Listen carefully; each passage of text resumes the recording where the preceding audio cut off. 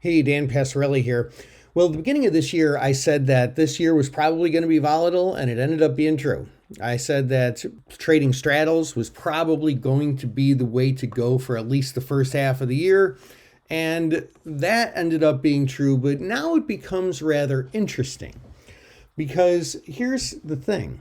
When you buy a straddle, which is a pure volatility play in options, that's simply buying a call and buying a put, and it kind of works like this. If we go to, for example, SPY and pull up an option chain and just simply go to the at the monies, we could look at buying these calls right here, the March 18th 418 calls, as well as the March 18th 418 puts.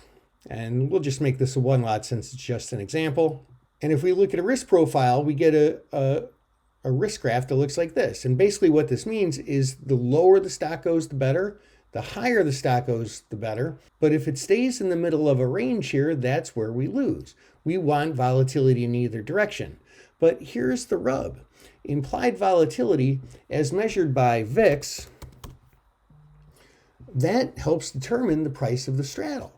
Because what the VIX is, and what implied volatility is in any given stock, is simply how cheap or expensive the options are, or that straddle is. If the options are very expensive, the straddle is going to cost more. That means the maximum loss will be greater. That means the break-evens will be wider, and it has to move more just to have a break-even trade.